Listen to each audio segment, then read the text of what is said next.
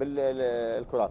اللاعبين الفريقين لم يساعدوا الحكم، بمعنى أنهم يبحثون عن الخطأ أكثر من أن يبحثون عن أنهم يقدمون شيء، سواء للشباب أو سواء للنصر. نعم. قلبي الدفاع يمكن للشباب، وخصوصا يمكن مساعد نداء كان من نجوم الشوط الأول، بالإضافة لتفاريس، بالإضافة للشيل. وسط الشباب كان أكثر حيوية، وسط النصر كان تائه. نعم. نهائيا، سواء بوجود حسين عبد الغني أو بعد خروج حسين عبد الغني، نفس الضعف. ساعده الضعف الواضح بالنسبة لخالد راضي. خروج حسين عبد الغني أثر على النصر الدقيقة 15. هل هو مؤثر؟ لا، هو ما كان بالتأثير يعني القوي، خاصة أنه لعب في وسط الملعب. بعد خروج حسين سجل هدفين.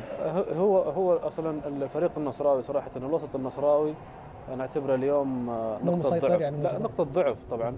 والنقطة الضعف الكبيرة جدا هي كانت خالد راضي صراحة اليوم، يعني تسبب بهدفين. يعني أنا مستغرب، يعني خالد راضي صراحة من الحراس اللي أنا كنت أتنبأ أنه بالفعل يكون من أفضل الحراس في المملكة، لكن اليوم الأخطاء اللي اللي وقع فيها أخطاء كبيرة. وبشكل عام يعني الفريق النصراوي لم يؤدي اليوم مباراة. طيب، أمامه متسع يعود لأجواء المباراة بهذا الشكل. هو في متسع إذا تفرغ للعب كرة القدم، لكن إذا تفرغ للاحتجاجات الأمور ثانية ما راح يرجع للمباراة. طيب، هل من تغييرات تتوقعها لسيد راقان أن يضيفها، أم الأوراق لا يملك الكثير بسبب الغيابات؟ هو الآن ما عنده تقريبا ورقة رابحة، يعني نعتبرها كبيرة السهلاوي تقريبا، ولكن ما أعتقد أنه راح يلعب السهلاوي، خاصة أن سعد اليوم أدى مباراة جيدة صراحة.